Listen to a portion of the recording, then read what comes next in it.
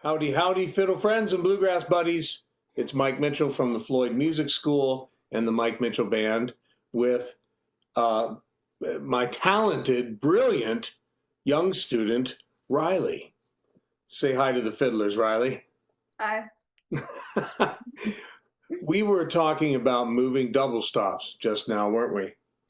We were talking about moving double stops in the key of C and how important it is that that we kind of have one note. We were working on Grassy Fiddle Blues.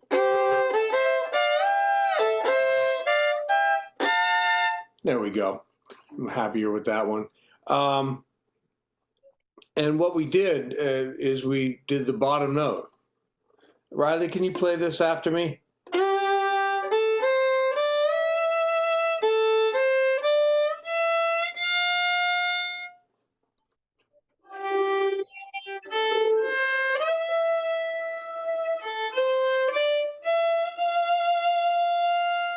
Watch that wiggle there, young lady.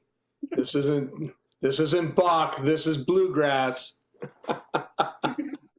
That's one of the hardest things, isn't it, for those of us who learn to play with classical violin, is to get that vibrato out of our bluegrass fiddling, isn't it? Yeah. Mm-hmm. Hey, me too. That's why we all have to help each other out. We must admonish each other with love and forgiveness. So it made me think about just the double stops in C. Riley, you take piano as well, don't you? Yeah. What 3 notes of a scale do we have to put together to make a chord? Do you know? For C? For any chord. There's 3 certain notes within a scale that we have to put together that makes a chord. 1, 3, and 5? That's right, 1, 3, and 5. So if we take the C scale, the do, re, mi of C,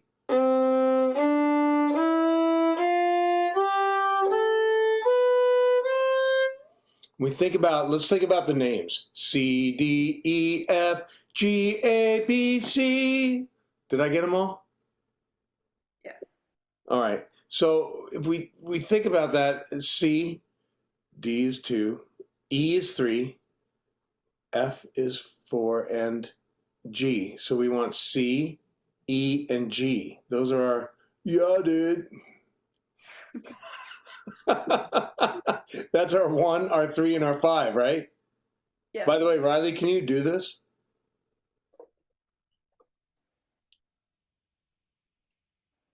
And then you go, yeah, dude. So that's our 1 and our 3 and our 5. Let's tell me, Miss Riley, what's the first double stop combination that I have? For the B part? No, not for this song, just for in the key of C, double stops. You'd have C and E. That's right, C and E. Now, I don't know about you, and I don't know about other fiddlers who are watching this, but for me, for my little paw that I have, anytime I'm playing a double stop with a higher finger number, with 2 or 3 or 4 on the lower string, my lower finger tends to always want to come down flat. Like if I'm playing this right here, that's perfect. E over G, I'm fine and dandy with, but as soon as I don't have this finger down and I start here, I tend to put this guy down flat. Did you hear that? And I have a feeling, does that ever happen to you, Riley? Yeah, I think so. Okay, so I have a feeling that all of us fiddlers suffer from the same affliction. And I am constantly, and I'm an old guy. I mean, I ought to know better by now, but I am constantly reminding myself, hey, Mitchell, you're playing a double stop where the lower finger is on the higher string. Make sure you hike that guy up and play it where it would be if you were just playing a scale. Does that make sense? So if anyone's watching this video and they're like, yeah, me too, then let's start a support group. I mean it. Let's start a fiddler support group where we can all just meet online and say, oh, woe is me, my double stop was out of tune. And we'll offer each other helpful hints and encouragement to get our double stops in tune. I think that's a good idea. What do you think, Riley? Yeah. Yeah. All right, so we started with C. There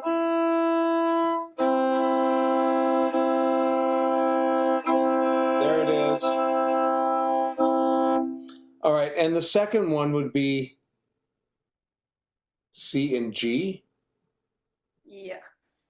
And that's going to be a fat finger, right? Like this, yeah? Mm-hmm.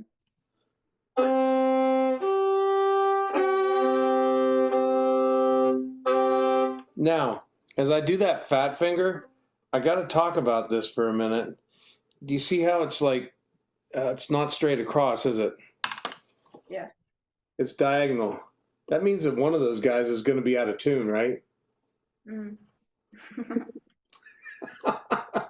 Do we have fun at fiddle lessons? Yeah. Yeah, we do. But we also work hard.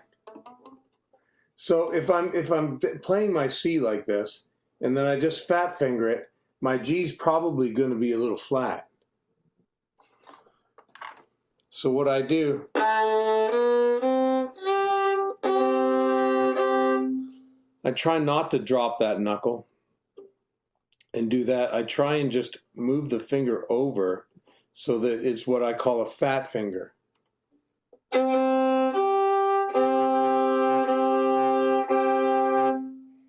That gets me roughly exactly on the same point of contact for each string. All right, so we've got 1 and 3. We've got 1 and 5. What about 3 and 5? 3, the third note would be E, C, D, E, F, G. So we need to put notes 3 and 5 together, don't we? Oh, yeah. Not O. E and G. Why do you kids keep wanting to play the O note? There's no O. There's no key of O.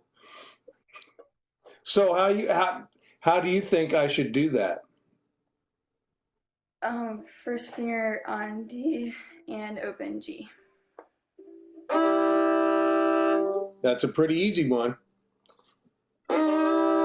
As long as I've used my tuner or my ear is really good. And my G's in perfect tune. So we've gone from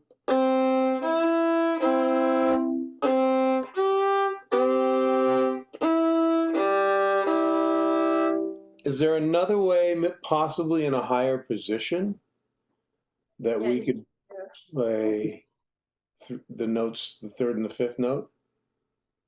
Fourth finger on A and second on E. Or you could do... Yeah, but let's stay on the G string and the D string. Here it is. What if I'm in third position playing G and third position playing E? Yeah, that would do it too. Yeah, that will do it, and that's what I want to get at. And please, if you wouldn't mind demonstrating this for the class, can I hear you play? Can I hear you play a C on the G string, please? Third finger on G. Nice. And hold that there. Oh, try again. Great. Hold it there. Now now play the first finger on D string, please. The E.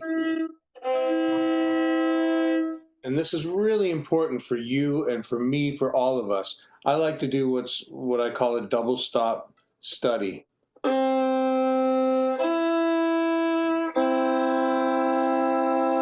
2 beats for each note and then 4 beats for both of them. 1, 2, 3, 4. 1, 2, 3, 4. Try it.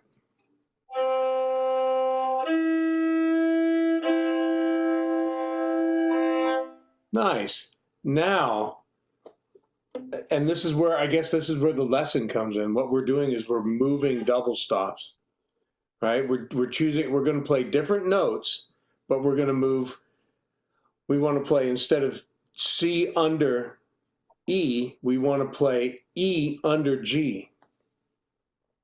And yes, we can do that on a higher string in first position, Riley, as you so astutely brought to our attention. We can use fourth finger on A, second finger on E, but we can also slide up to the third position down on the G and D strings. So here's, and this is what we were working on in Grassy Fiddle Blues, and this is what we can all work on to help slide our double stops, which I do a lot of. In fact, just saying, I like to kind of come clean and be really honest with everyone in these videos, and with you, all of my students, and especially my advanced students. I do this too much. I've been noticing in my playing that this is a lick that I overuse. So I got to watch for that. If I overuse it, it means a couple things, doesn't it? It means first, I probably like it. I think it sounds cool. And I probably do it pretty well. Like it's something that I can rely on. I know I'm not going to mess it up. If I'm in a jam and I'm, we're up, good Lord, if I'm on stage with a band, I better not mess up any licks. So I do tend to overuse this, but that means that you, Riley, and everybody else watching this video can really trust it. I know how to do this pretty well. So what we're going to do is you played that for us. Go ahead and do that again with me. 2, ready, and...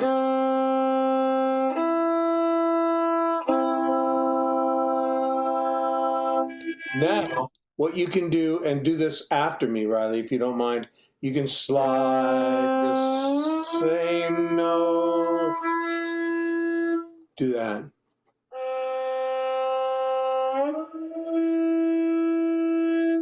Yeah, and you did it without vibrato.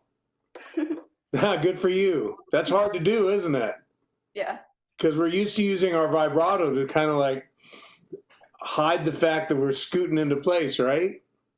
Yeah. Yeah, so good for you. One more time.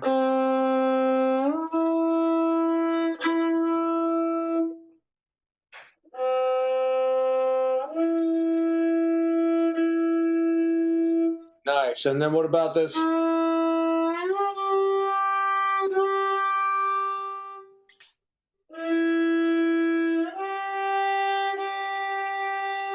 Now how about this?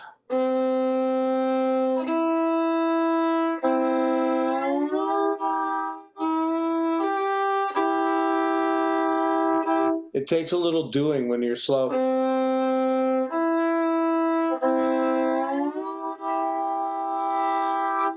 Want to try it?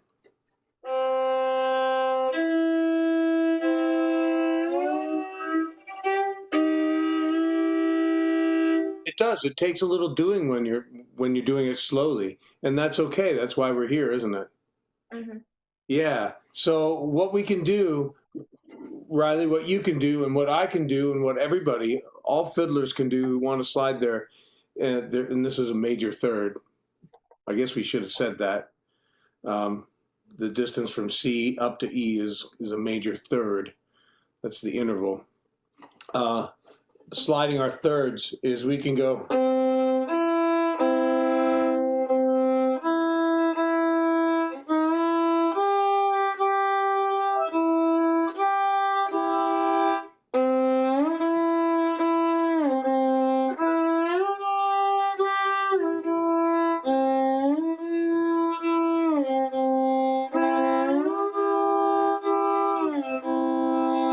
I think that's the most effective thing that we can do. And do this with me, Riley.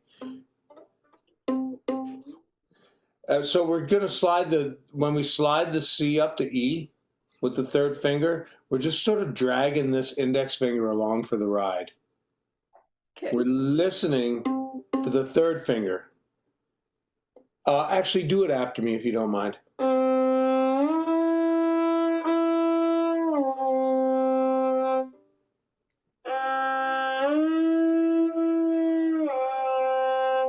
And let's get the big slide sound out. So one bow for each note.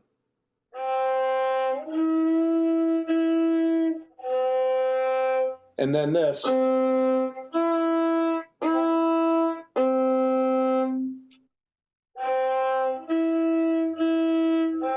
we're going to keep our ear on the third finger, and we're going to do this.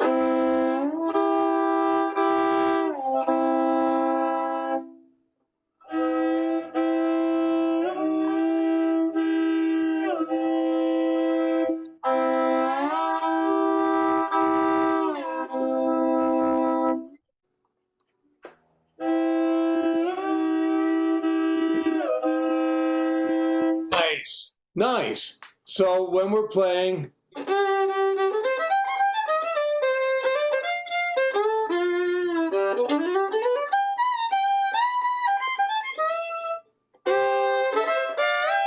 there it is right there, right?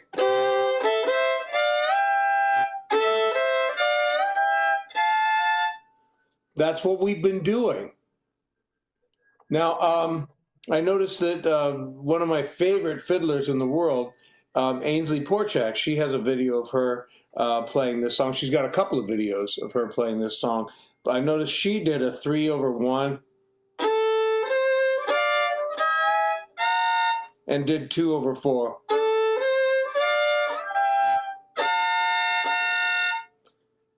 So that's something that maybe we can do our next time around, is talk about the relationship between the 3/1 and the 4/2.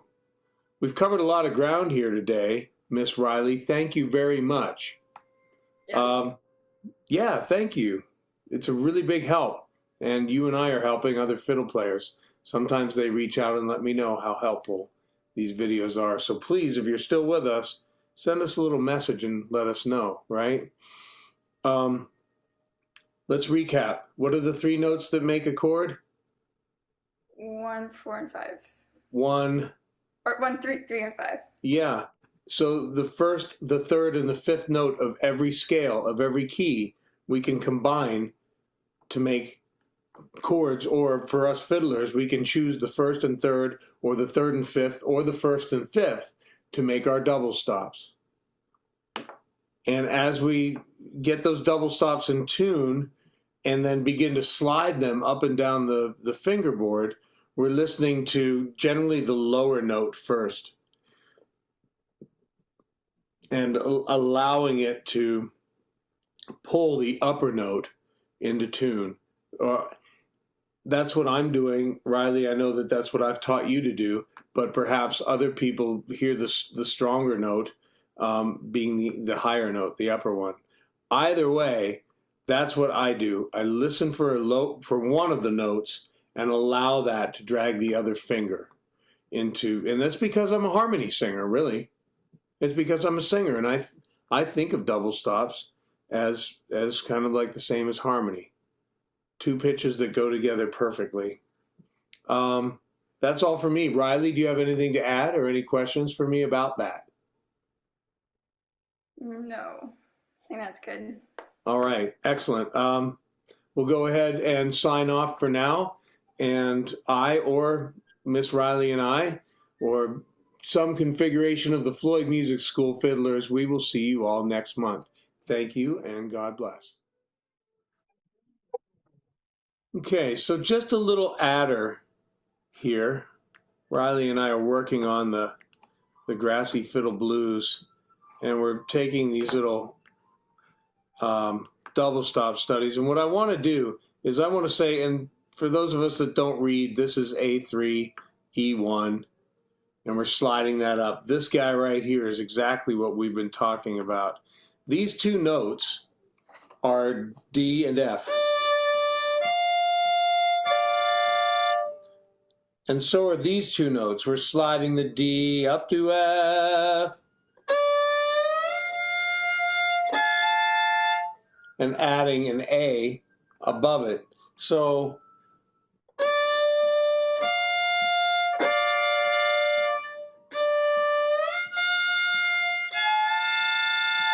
and you heard my index finger be a little low on this A. This guy, every time, that's what I was talking about at the beginning of our video. Every time that happens, I got to remind to scoot my guy up. Maybe somebody out there has some insight into the technical, like what's going on with our fingers and our hands and our thumbs that make that happen. But for right now, play with me, Riley. We're going to do chord or a double stop study on these two guys, and then I'll do one and ask you to do one. Okay? Okay. 1, 2, 3, and.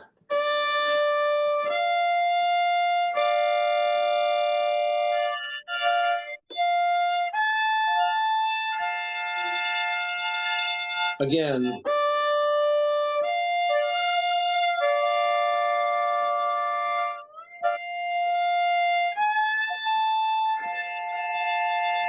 One more time for good measure.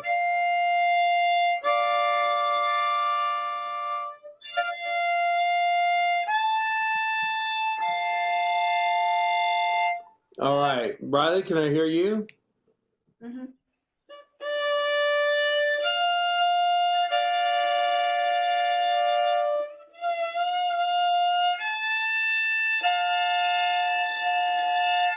That's what it's all about, people.